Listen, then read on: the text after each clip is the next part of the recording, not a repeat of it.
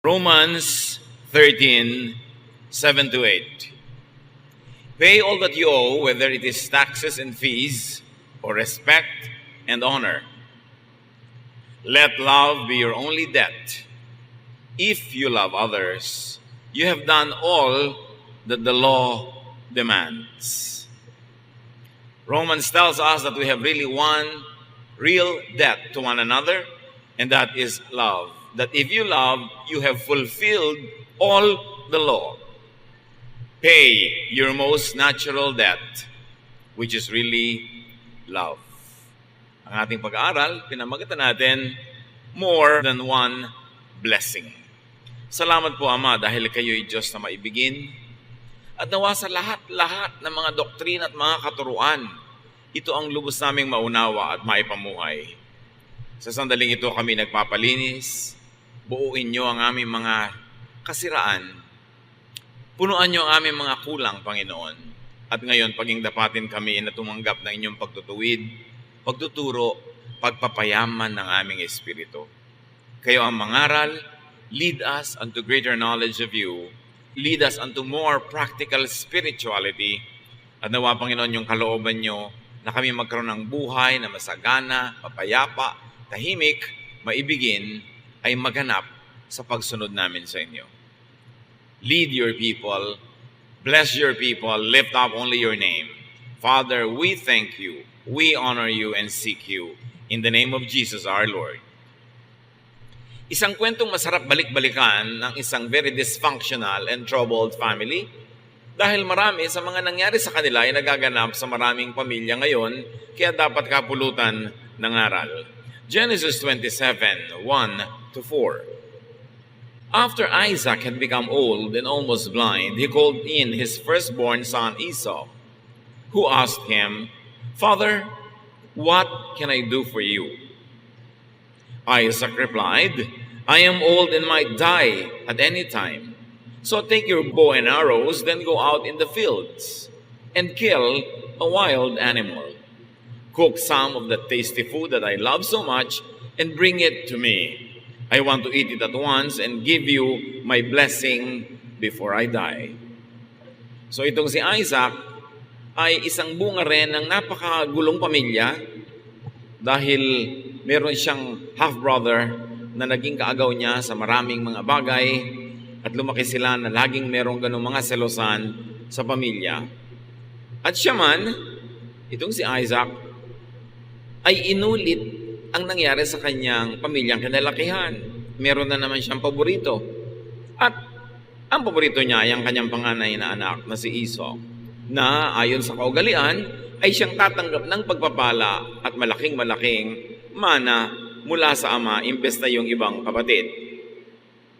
At sa kanyang katandaan, sabi niya ay malapit na akong sumakabilang buhay, bago man lang mangyari yun ay manghuli ka ng hayop na lutuin mo ayon sa putahe na gustong-gusto ko, at pagkatapos kong kainin yon, ay bibigyan kita ng pagpapalang hinihintay mo, at ready na akong mamatay.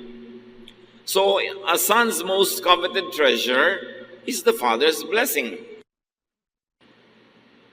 At dapat nating unawain na sa sinaunang Israel, sa kanilang kultura, itong practice ng pagbibigay ng blessing sa isang anak, lalo sa panganay na anak, gave some social order.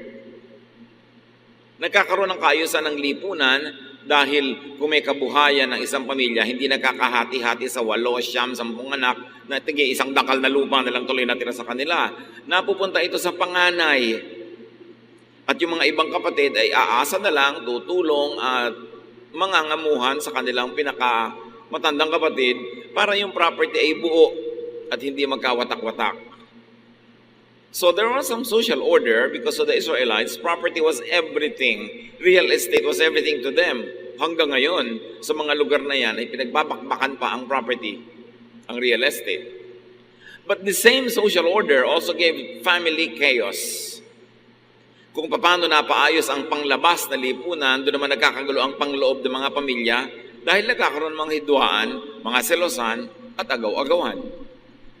So handa na ang tatay na ibigay ang blessing sa kanyang panganay na anak. maibigay lang yung gusto niyang kainin.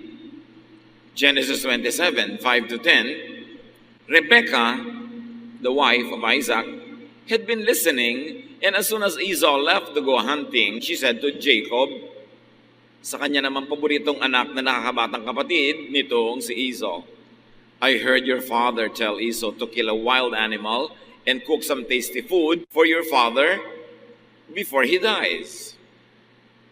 Your father said this because he wants to bless your brother with the Lord as his witness. Now, my son, listen carefully to what I want you to do. Go and kill 2 of your best young goats and bring them to me. I'll cook the tasty food that your father loves so much. Then you can take it to him so he can eat it and give you his blessing before he dies. Itong sariling ina ni Esau na panganay, narinig yung nagaganap na usapan between the father and the panganay son. At tinawag niya ang kanyang bunsong anak na paboritong si Jacob. Sabi niya, handa na ang tatay mong ibigay ang blessing sa kapatid mo. Unahan mo. Katayin mo ang iyong 2 pinakamabata at pinakamalambot na kambing. Dali mo sa akin, lulutuin ko ayon sa kagustuhan na putahin ng iyong ama at nang maibigay niya sa iyo ang blessing. So father had his favorite, mother has her own favorite.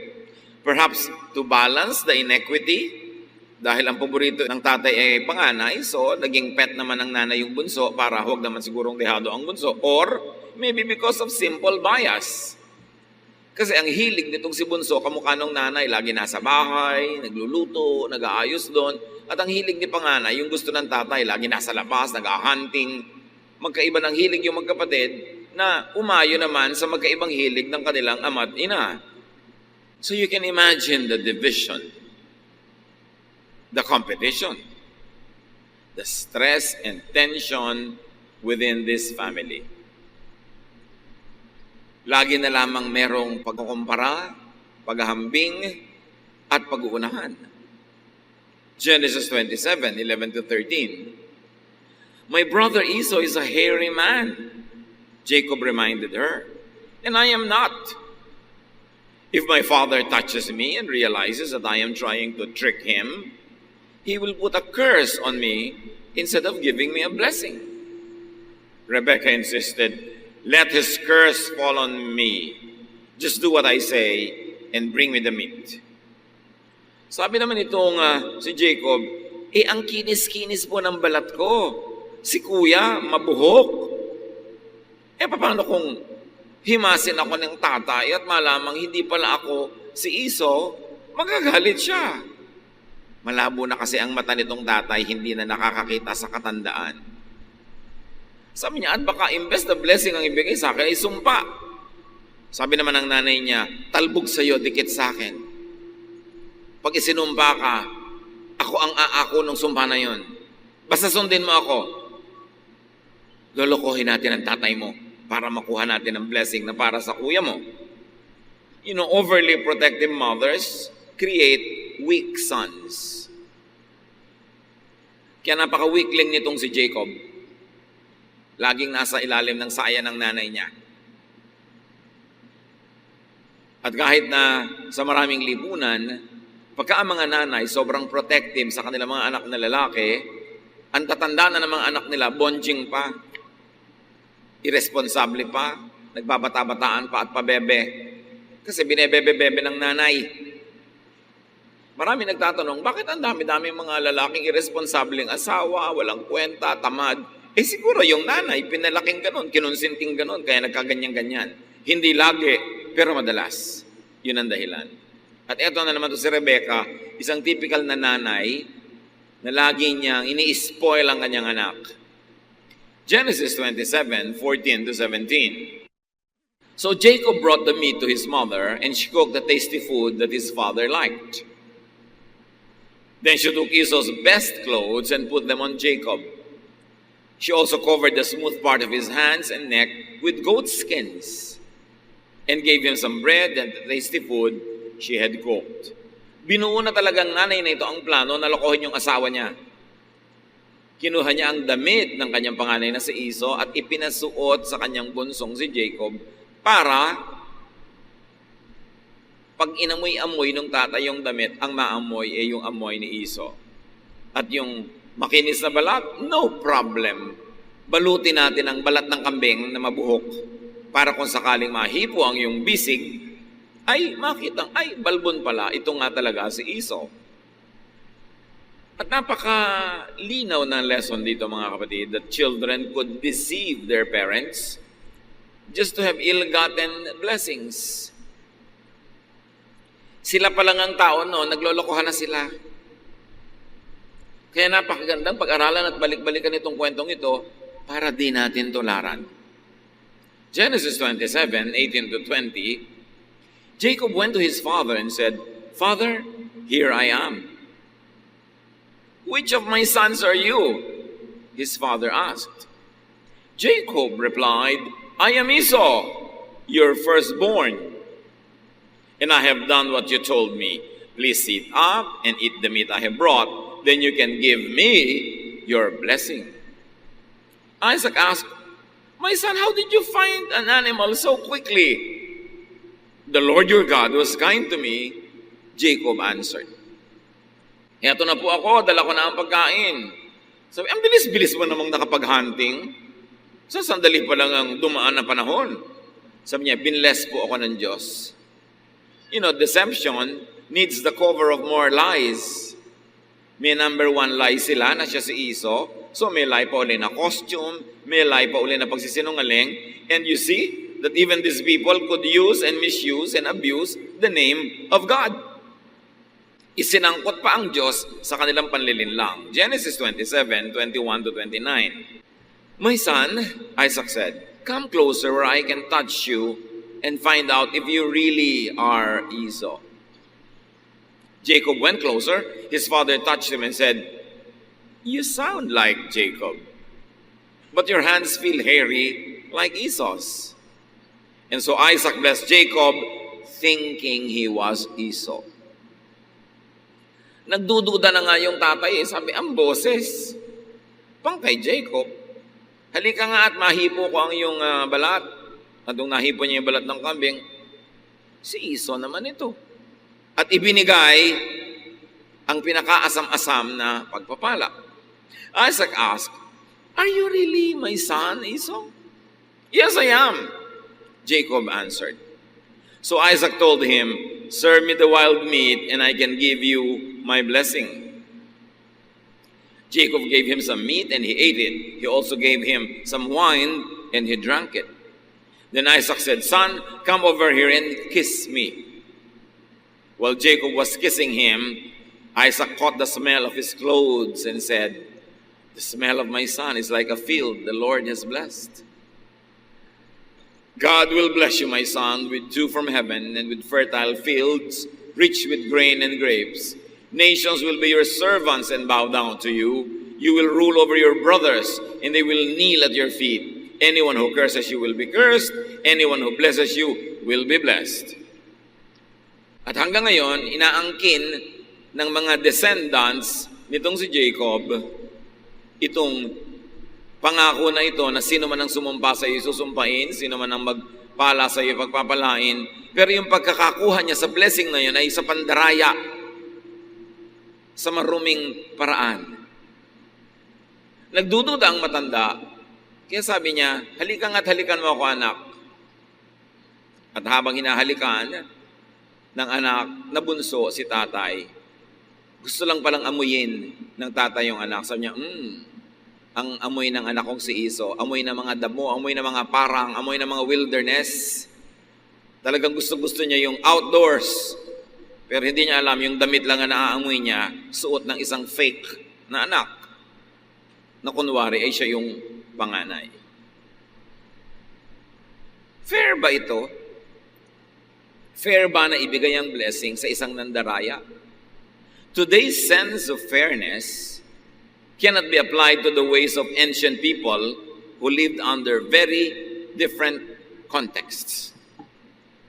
Hindi pwedeng i-apply natin ang mga values, sensibilities, pag-iisip natin ngayon sa mga naganap sa mga buhay sa taong napakatagal na sa malayong oras at panahon at lugar na buhay sa ibang-ibang konteksto at mga kapaligiran. Which begs the question, why insist on applying to today's people who live in a very different context the obsolete ways of a remote, ancient culture like the culture of this family? Nung tribal pa lang, ang kanilang buhay, ang kanilang mode, hunting, gathering, very little agriculture, ibang-iba pa. Marapat ba na ang mga paggawi, pamamaraan nila noon ay sapilitang ipamuhay ngayon sa ibang-ibang konteksto? Yan ay isang magandang usapin na dapat ipanalangin, pag-aralan, at pagbulay-bulayan. Genesis 27:30-33. Right after Isaac had given Jacob his blessing and Jacob had gone, Esau came back from hunting. He cooked the tasty food, brought it to his father and said, "Father, please sit up and eat the meat I have brought you so you can give me your blessing." Ang kawawang anak na panganay, matapos maghirap sa kanyang pangangaso, sa kanyang hunting, nagtagumpay, iniuwi ang kanyang nahuling hayop, at ito'y kinatay, inihanda, niluto, fair and square, ayon sa usapan, at pumasok sa tent ng kanyang tatay at sinabing, "Tatay, narito na po ang inyong gusto. Mangyari pong maupo kayo at papakainin ko na ito sa inyo at ibigay nyo na sa akin yung blessing." "Who are you?" Isaac asked. "I am Esau, your firstborn son." Isaac started trembling and said, "Then who brought me some wild meat right before you came in? I ate it and gave him a blessing that cannot be taken back." "Sino ka?" "Abay, di wala na pang iba kundi ang anak niyong panganay, si Esau." Nangatal ang matanda, nanginig, nangatog, dahil merong napakalaking naganap na mali.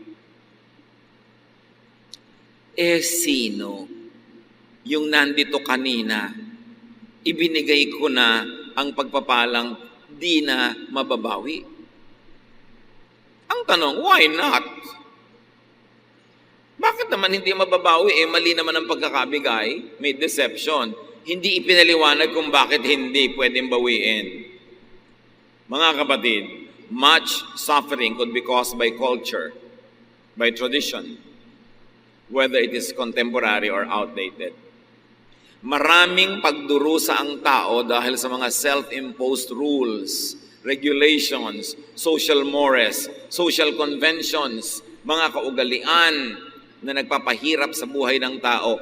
Bakit naman hindi pwedeng bawiin?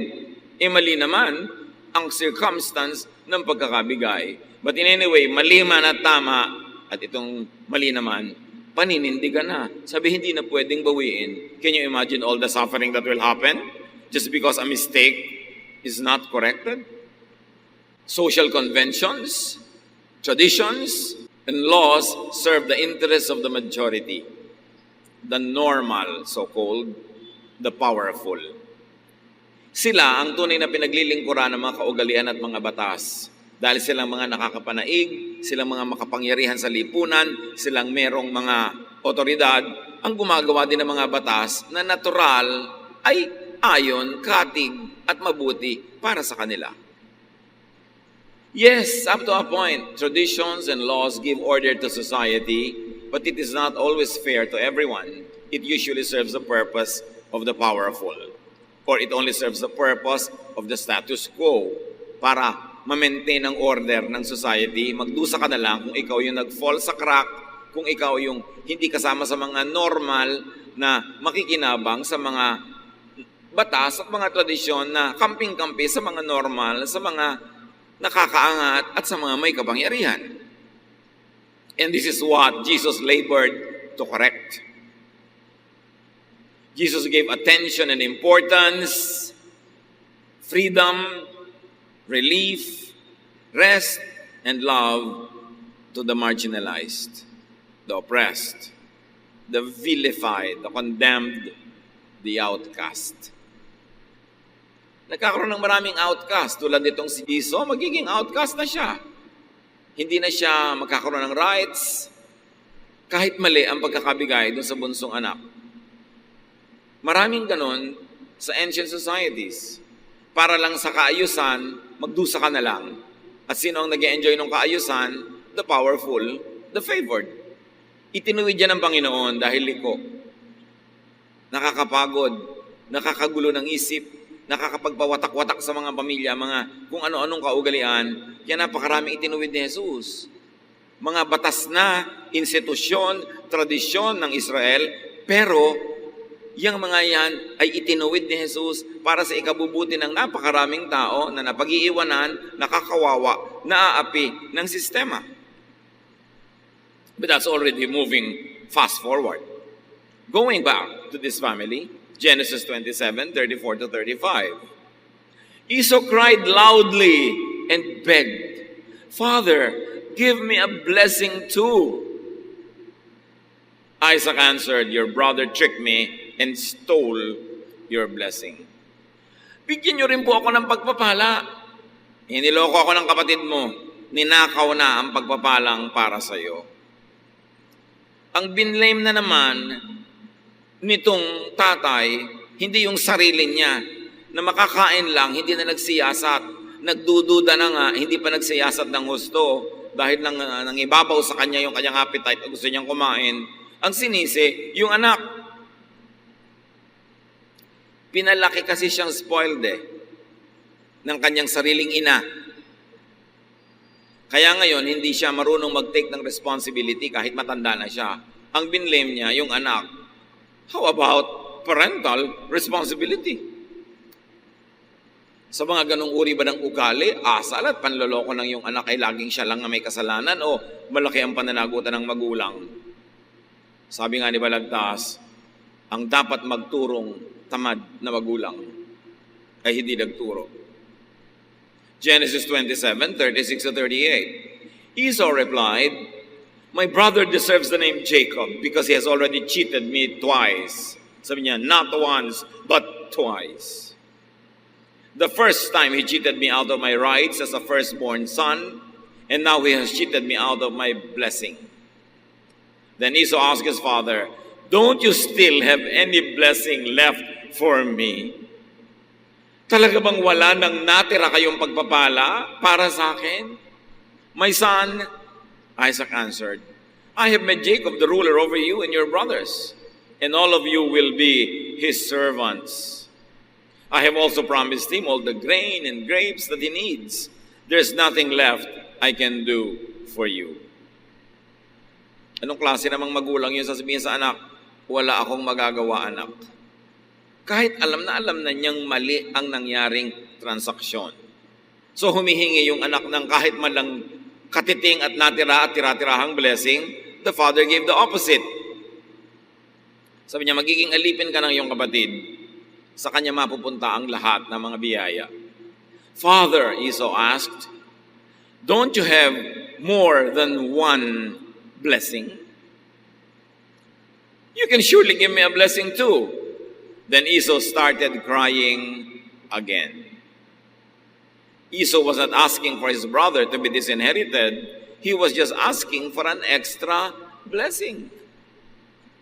Genesis 27:39 to 40. So his father said, "Your home will be far from that fertile land, where dew comes down from the heavens. You will live by the power of your sword and be your brother's slave. But when you decide to be free, you will break loose." Jacob makes it worse. Parents could and will cause their own child's doom. They could will and cause their own child's doom. Pag hindi itinutuwid ng magulang ang isang mali, at nasa kamalian na yan ay may nagdurusa siyang anak, siya na ang may malaking kagagawan at pananagutan sa ikapaririwara at ikasasama ng buhay ng anak. Pinaninindigan niya, pati mali. Dapat sana ituwid niya yon. Genesis 27:41, Esau hated his brother Jacob because he had stolen the blessing that was supposed to be his. So he said to himself, "Just as soon as my father dies, I'll kill Jacob. Nakita niyo ang bunga? Namuhi si Esau sa kanyang kapatid na kung itinuwid lang ng tatay at pinirosahan yung ng lokong anak, hindi mamumuhi itong isa. Alam niyo, nakakamuhian ka lang naman pagka hindi ka nako-correct. Kaya yung mga anak natin, mga bata, mga apo na saksakan ng likot, saksakan ng sutil, saksakan ng pasaway, nakakainisan nyo ng iba. Lalo't hindi nyo itinutuwid, nang babasag na, nananagasa, ang gulo-gulo, ang ingay-ingay, nangaabala, hindi nyo pa sinasaway, maiinis sa kanya ang lahat ng tao. Pero subukan nyo, sabok kayo ng isang beses yung batang yan, sasabihin pa ng mga iba, kawawa naman yung bata. Kasi naaawa naman sila dahil sinabuka mo. Pero habang ini-spoil mo, tinarantin mo yung makulit na bata, galit na galit sa kanya yung mga tao. Pag talikod mo, gusto nilang kalmutin yung anak mo.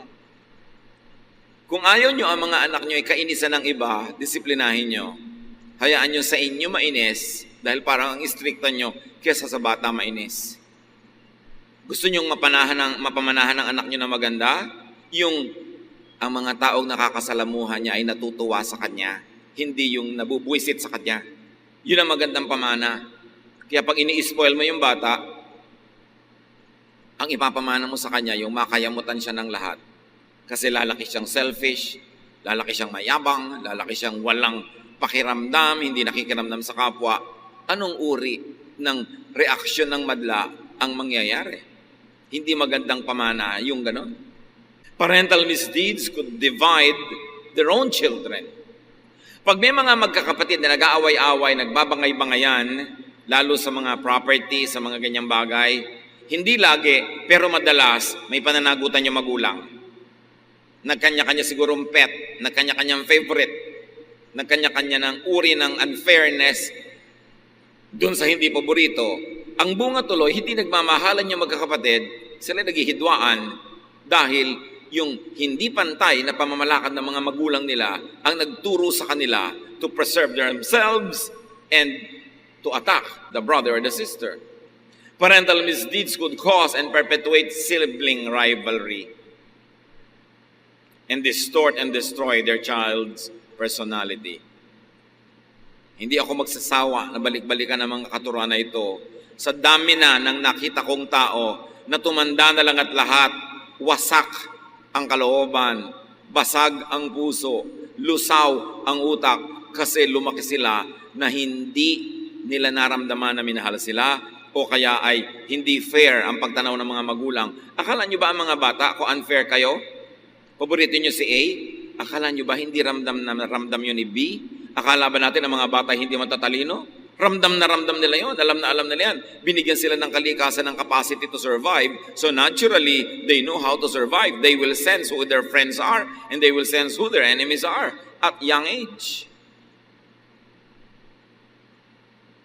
At napakahirap na ang tanda-tanda na hindi pa makarecover dahil sa maling pagpapalaki ng magulang. Genesis 27:42-45. When Rebekah found out what Esau planned to do, she sent for Jacob and told him, "Son, your brother Esau is just waiting for the time that he can kill you. Now listen carefully and do what I have to say. Go to the home of my brother Laban in Haran and stay with him for a while. When Esau stops being angry and forgets what you have done to him, I'll send for you to come home. Why should I lose both of you, my sons, on the same day?" Ito namang nanay na ito, ang magaling na ina. Nung nalaman niya na yung panganay niya ay gustong patayin yung bunso, sa halip na sabihin niya sa bunso niya, ay, mag-sorry ka sa kuya mo, halika i-correct natin ang mga bagay-bagay para hindi maging kriminal ang kuya mo, para hindi ka mapatay. Aba, ang sabi pa, magtago ka muna. Nag-text siguro sa kanya, Mami, anong gagawin ko? Magtago ka muna. Bala kang patayin ng kuya mo. Huwag kang papakita. Huwag kang sisipot. Sabi niya, kahit na malayo ka sa akin, sinbali na. Pag nalang humupa ang galit ng kuya mo, tsaka ka bumalik, bakit kailangang mawala kayo sa buhay ko ng sabay? Kasi alam niya, nawala na si Esau dahil sa kanilang pandaraya. parang isa na lang ang anak niya. Sabi niya, bakit ko hahayang ikaw nakaisa-isang natitira kong anak ay mapatay pa? So ang nangyari sa nanay na ito, nawalan siya ng panganay, nawalan din siya ng bunso. At maraming mga ganyang magulang burara sa pagpapalaki ng anak. Kayo, baka may mga paborito para sa inyo ang kwentong ito. Sasabihin ng iba, Pastor, hindi naman po maiwasan na medyo matimbang yung iba. Oo nga, kasi siguro lagi kang inaabutan ng kape, kinakamot ang likod mo, nilalagyan ng katyalis sa mga eksema mo. Siyempre, matimbang ng konti yun. Pero huwag mo naman masyadong ipahalata kasi anak mo rin yung iba. Huwag naman yung harapan-harapan. Anak, narito ang tiyan ng bangus. O ikaw, eto ang kaliskis. Sa'yo yan. Ano siya? Pusa. Lagi nilang may paborito. Pag may pasalubong, isang pirasong hopya para lang doon sa kay sintang anak. Yung iba, wala. Alam nyo, kaya nagkaaway-away magkakapatid na ganyan. Kakagawa na magulang. Dapat nga, pagka nagkakainggitan, ikaw pa magsabing, hindi, mahal ka ng ate mo. Hindi, mahal ka ng kuya mo. Ganun dapat ang magulang nagbabalance, hindi yung may kakampihan pa. Mamaya yung mag-asawa na ang magkaaway kasi may kanya-kanyang kinakampihan. Hindi isinulat ang mga kwentong ito para maging dekorasyon ng buhay natin. Isinulat yan para pag-aralan at kapulutan ng aral. Through misdeeds, parents could lose their children. Napapariwara, nawawalay, may nakukulong pa, may napapatay, may nakakapatay, na hindi sana dapat mangyari o minimized lang dapat yung mga ganon kung pinalaki ng tama. Anong kinalaman nito sa topic natin na more than one blessing to pay your most natural debt, which is love? Bakit kasi hindi nalang itinuwid yung mali? At bakit hindi hinati ang pagmamahal at pag-ibig? Dahil sa tradisyon? Dahil sa kaugalian?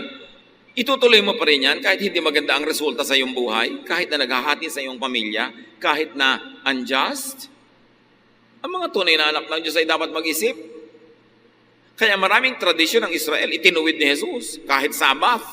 Sabi niya, kung nakakabuti sa inyo magtrabaho sa Sabbath, di magtrabaho kayo. Why follow the law to the letter to the point that you are oppressed? Sabi niya, Sabbath was made for man, not man for the Sabbath. Romans 13:8-14. Let love be your debt. If you love others, you have done all that the law demands. Can you imagine Paul interpreting all the laws of Israel? Sabi niya, alam nyo, ang tanging utang nyo lang sa kapwa, ang utang na ibigin siya at mahalin. Pag mapagmahal kayo, natupad nyo na ang lahat ng kautusan. Yung pala, ang lahat dapat ng interpretation at application ng kautusan, maging loving ka, considerate, and loving, and kind, and soft-hearted. Na kahit hindi ka relihiyoso, pag maibigin ka, daig mo pa ang relihiyoso. Kasi ang pag-ibig sa kapwa, ang pagmamahal, ang pinakamataas na uri ng relihiyon. Paul said it very clearly. You have done all that the law demands. In the law, there are many commands, such as be faithful in marriage, do not murder, do not steal, do not want what belongs to others. But all this are summed up in the command that says, love others as you love yourself. No one who loves others will harm them, so love is all that the law demands. Sabi niya, sari-sari ang mga law, huwag kayong magpalito sa dami. Huwag kang pumatay, huwag kang magnakaw, huwag kang makiapid, huwag kang magtaksil sa asawa mo. Sabi ko noon, marami yan, pero isa lang talaga yan. Maging maibigin ka sa kapwa. Ibigay mo kay Juan ang kay Juan, huwag mong nakawin kay Juan para ibigay mo kay Pedro. Kasi ang pag-ibig, you don't steal from Peter to give to John. May asawa na siya, huwag mong nakawin. May asawa ka na, huwag kang magpanakaw. Dapat sa asawa mo ikaw. Sabi ko noon kasi, yung karapatan mo ay tumitigil na pairalin kung ito ay tatapak na sa karapatan ng iba. Sabi, huwag kayong magpalito. Ang dami-dami talaga mga laws. Pero ang ibig sabihin lang yan, pag-ibig. So pag ang interpretation mo sa law, ang pagsunod mo sa law, ay hindi ka na magiging maibigin, magiging baligtad pa, magiging malupit ka pa, maling-mali ka. Huwag mo nalang sundin dahil mali ang application mo.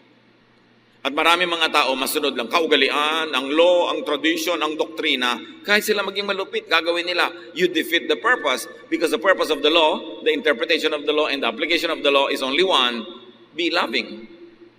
Love people. Yun lang ang sinasabi ng law. At nalungkot tayo dahil maraming pag-interpret at pagbasa ng law, ang bunga, hindi ka loving, di nabaliktad. So, napaka-importante. But do not love Jacob at the expense of Esau. Katulad nitong tatay, na ibigay na niya ng mali, pinanindigan. Yung nanay, mahal niya si Jacob, kahit nadayain niya si Esau. Hindi pagmamahal yon. Kasi pag mahal mo si A, pero para mahalin mo siya, nanakawin mo si B, hindi na loving yon. Dapat lagyan ng balanse. Mamahalin kita hanggang hindi ko kailangang mangmuhi sa iba. Bibigyan kita hanggang hindi kailangang nakawan ko ang iba. Yun ang love. Hindi yung love kita, let's hate the others at tayo nilang mag-enjoy sa buhay. Ang linaw-linaw ng interpretation ni Paul sa Romans. Ephesians 5:21-33. So let's bring home the issue of love very close to our hearts. Honor Christ and put others first. A wife should put her husband first as she does the Lord. Ito yung may ibang reading na submit to your husband. So inaalipin ka na, binubuhusan ka na kumukulong tubig, tinutusok ka ng aspile, yes ka pa rin ng yes dahil submit. Of course not. That is not the meaning of that. Ang sinasabi ng submit is put the interest, very especially the honor and dignity of your husband above yours. So ang talagang matinong reading nung submit to your husband, huwag kang gagawa ng nakakapagpasaya sa'yo pero nakakasira ng dangal ng iyong asawa. So kung ayaw ng asawa mong lalaki na pakalat-kalat ka, pagulong-gulong, pakembot-kembot sa lansangan, manahimik ka sa bahay, yun ang ibig sabihin ng submit to your husband. Hindi ibig sabihin na alilang-alila ka, alipin ka, aping-api ka, submit pa to your husband. Ang ibig sabihin, submit to your husband in area of your chastity and dignity that nothing that you will do will destroy his honor. Yun ang enlightened meaning nun, hindi yung ginugulpi ka na, payag ka pa kasi submit to your husband. A wife should put her husband first as she does the Lord. A husband should love his wife as much as Christ loved the church and gave his life for it. So each husband should love his wife as much as he loves himself. And each wife should respect her husband. Yun ang ibig sabihin ng submit to your husband, respect. At ito, very clearly in terms of sexuality and morality, respect your husband, submit to his dignity. Isurrender mo sa kanyang dignity ang mga iba mong hilig at gusto sa buhay. Pero, exchange yun.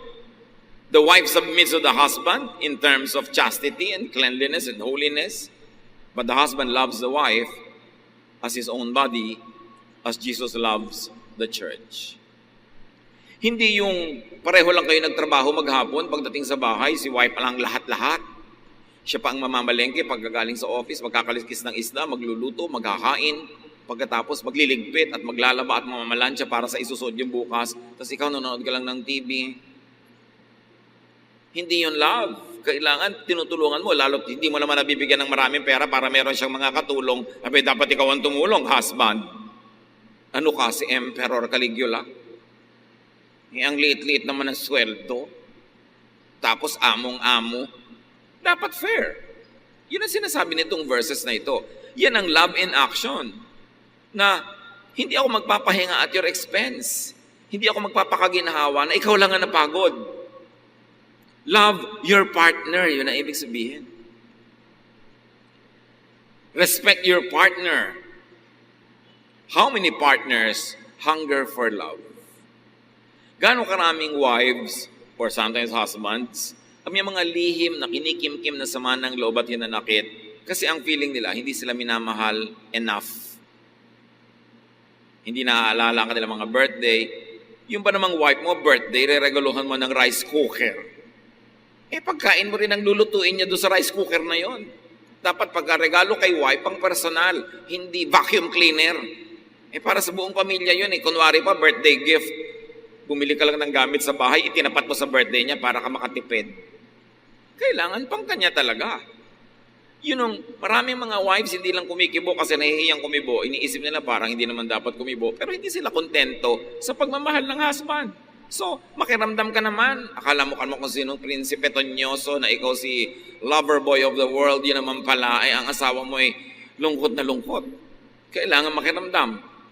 Ephesians 6:4, parents, don't be hard on your children. Ang linaw ng turo, don't be hard on your children. Kung ang talent nila talagang pang 10th honorable mention, huwag nyo na pilitin maging valedictorian. Don't be hard on your children.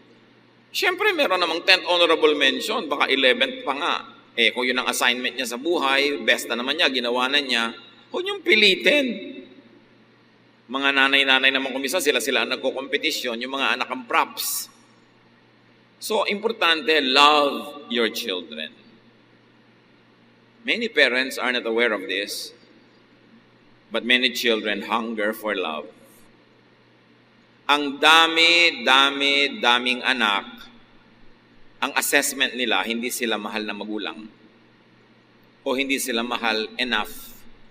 Although yung magulang, akala nila hero na sila, na minahal na nilang todo, pero sa perception pala ng anak, hindi. Dapat makiramdam. At dapat humanap tayo ng mga senyales. Ang anak pala natin ay nagmamakaawa, namamalimos ng pag-ibig ng magulang. Exodus 20, verse 12. Respect your father and your mother, and you will live long in the land that I am giving you. And in so many words and many other verses, love your parents. Children, love your parents. Para yung first half of our lives, our parents are the ones doing the loving most of the time. Pero dapat yung second half of our lives, we are doing the loving. Nagpapalit ng role ang anak at magulang. Habang bata pa ang magulang, siya ang nagmamahal ng todo-todo sa anak. At pag tumanda na yung magulang, yung anak naman ang nagmamahal ng todo-todo sa kanya magulang. Gaano karaming magulang ang hindi lang kumikibo, pero sa kanilang panukat, hindi sapat ang pagmamahal sa kanila ng kanilang anak. Hindi sapat ang pagpaparamdam at pagpapakita, lalo't nagkaroon na ng asawa at sarili ring mga anak, halos ay malimot ang magulang. A lot of parents grow old, sail into their sunset years, sad, hungry for love, especially at old age. Love your parents. That is a very clear teaching of Scripture. Huwag makalimot. Di lang dahil may sarili ka ng asawa at mga anak, ay ipapaisang tabi mo na ang iyong role to love your parents. Lalo ko ang magulang nyo'y nabawasan na sa makabilang buhay ng isa na lang yun natira. Mas sensitive yun, mas malulungkutin, mas maramdamin. Kailangan mas dadagdagan ang ating pagpapatunay at pagpaparamdam ng ating pag-ibig. Matthew 5:43-48. You have heard people say, love your neighbors and hate your enemies. But I tell you, love your enemies and pray for anyone who mistreats you. Then you will be acting like your Father in heaven. He makes the sun rise on both good and bad people, and He sends rain both for the ones who do right and for the ones who do wrong. If you love only those people who love you, will God reward you for that? Even tax collectors love their friends. Even bad people love their friends. If you greet only your friends, what's so great about that? Don't even unbelievers do that? But you must always act like your Father in heaven. Pag sinabi kasi sa Bible nung araw na tax collector, ibig sabihin sinner or bad, it doesn't follow ngayon na yun ay ganun din. Maraming tax collectors na honest. Pero ang ibig sabihin ng original language na yan ay bad. So sabi, kung masamang tao nga maibigin sa mga nagmamahal sa kanila, edi kung ang mahal mo lang yung nagmamahal sa'yo, walang kang pinagkaiba. Pero dahil anak ka ng Diyos, dapat nahigitan mo yung ginagawa ng mga karaniwang tao. Yung kaaway mo, mahalin mo rin. Nakita nyo, love your neighbors. At extreme pa nga love your enemies. Mga kapatid, if the Bible tells us that we should love our enemies, what is your excuse not to love your parents, your child, your brother, your sister? Kahit nga enemy, pinapalove di lalo naman yung ating mga kapamilya. Utos at privilege. Give people what you owe. Magulang, habang bata pa inyong mga anak, you owe them the love. Mga anak, pag matanda na ang inyong mga magulang, you owe them the love. Lumilipat ang ating papel. Romans 13:7-8. Pay all that you owe, whether it is taxes and fees or respect and honor. Let love be your only debt. If you love others, you have done all that the law demands. Kung ikay relihiyoso pero hindi maibigin, mas mainam pa ang hindi relihiyosong maibigin. Daig ng maibigin ang relihiyoso. E paano na kung spiritual ka na, maibigin ka pa? Yun ang napakaganda. Loving is high religion. Mark 12:31, the second most important commandment says, love others as much as you love yourself. No other commandment is more important than this.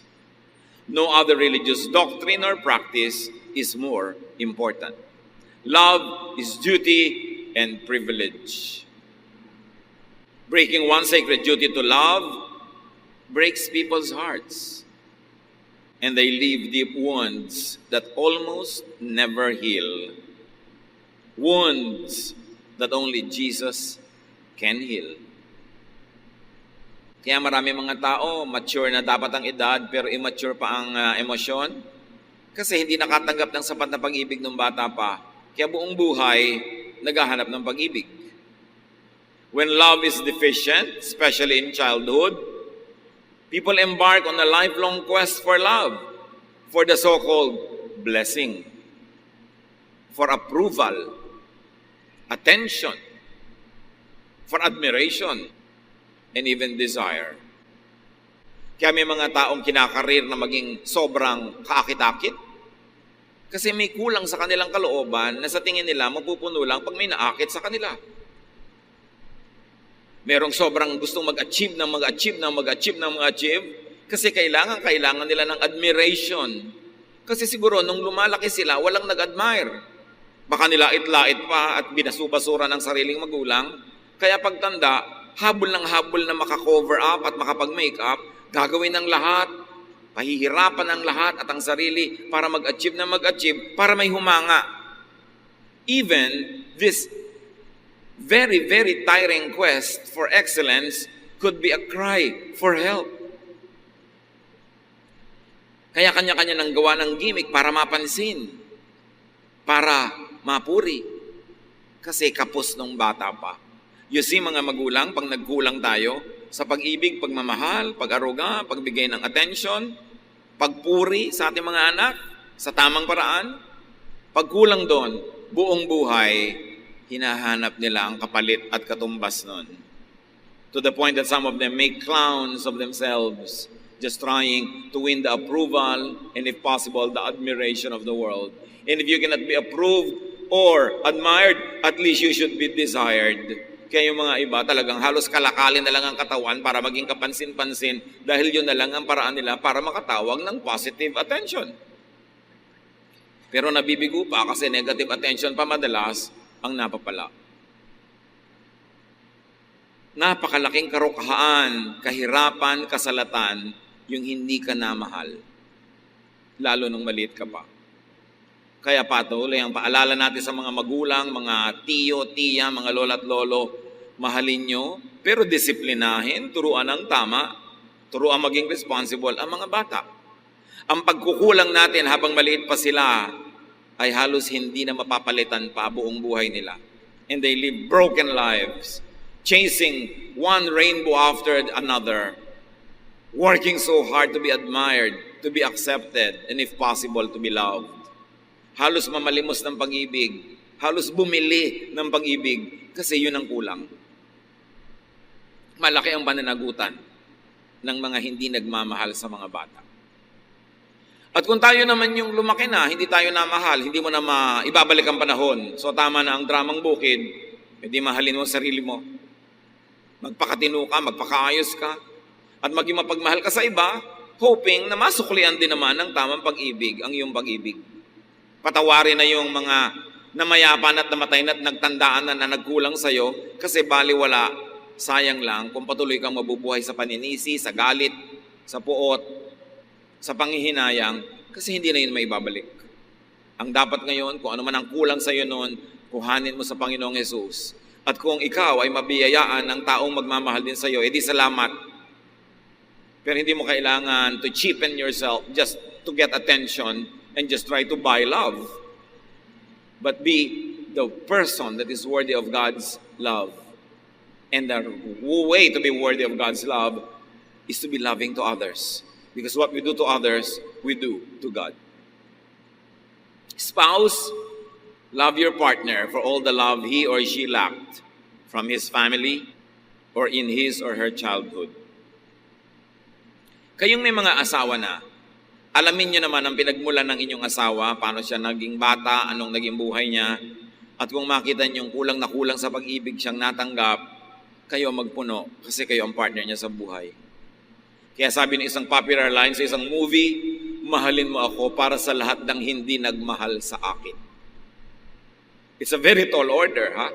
Nasingilin mo sa isang tao lahat ng utang sa'yo ng mundo. Pero kung ikaw ang nagmamahal sa kanya, punan mo ang lahat ng kulang at hindi niya natamasang pagmamahal. Children, love your parents for all the love they missed from their own parents. Alam nyo nga ngayon ang mga magulang, paluwag ng paluwag.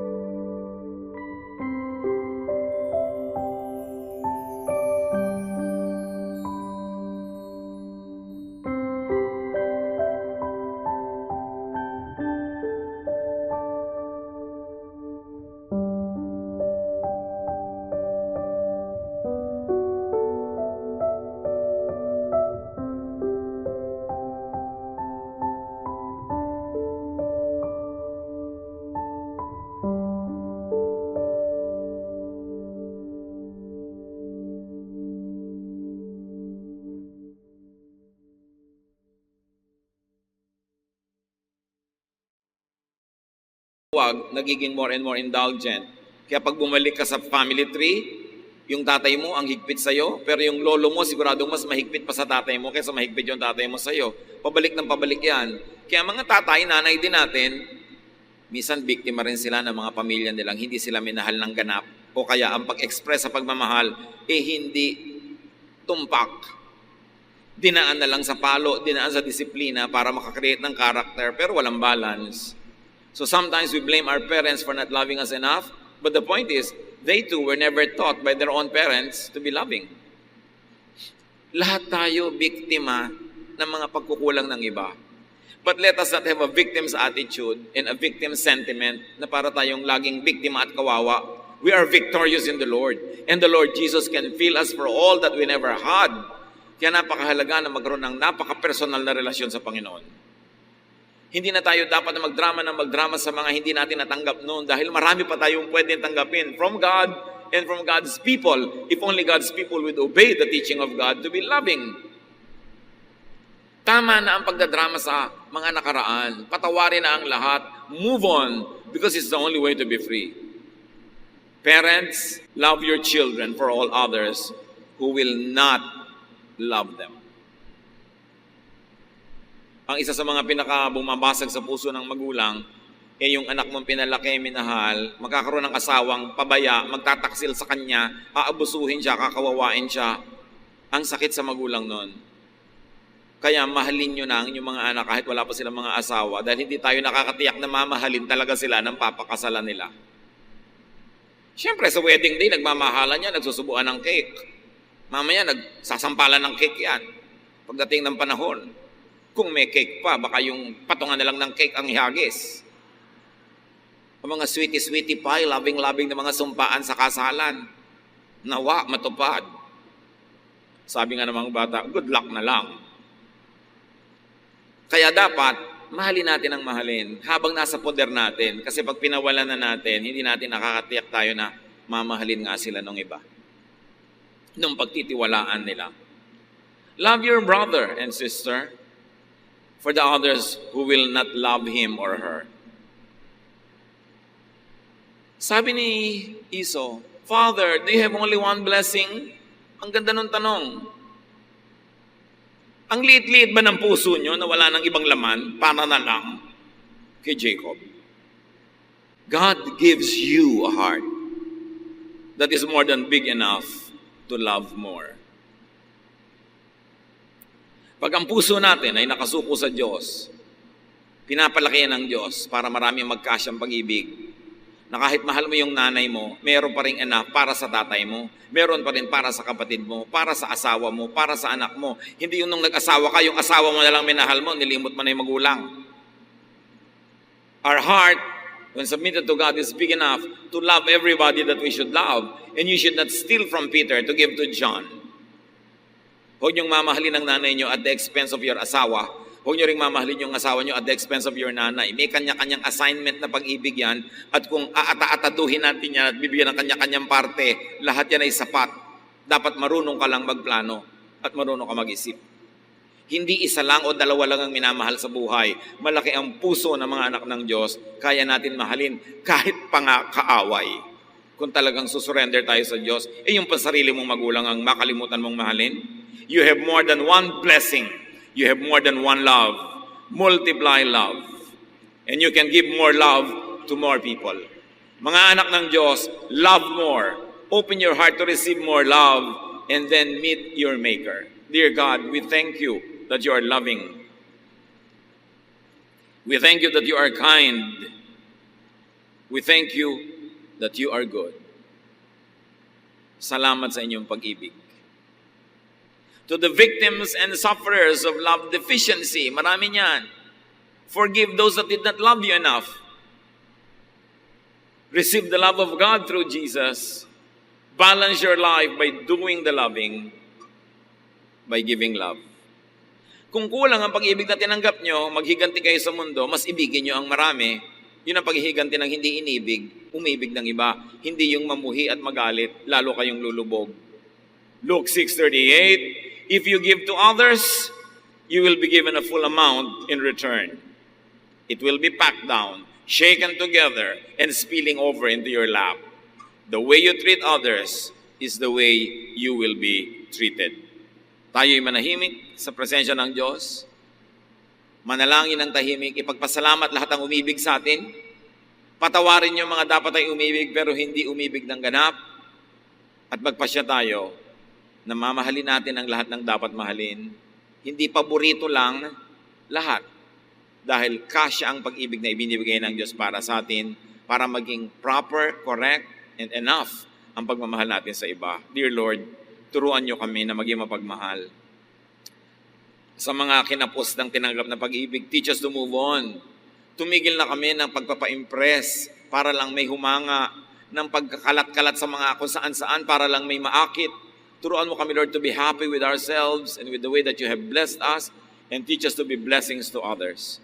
At kung ano man ang mga naging kahinaan at kapintasan ng mga pamilyang nilakihan namin, turuan mo kami na sa pagdating ng panahon kami naman ang bubuo ng mga pamilya, huwag naming ulitin ang mga kamalian ng aming mga magulang at mga ninuno at ibahin namin, isunod namin ayon sa kautusan ng iyong anak na si Jesus.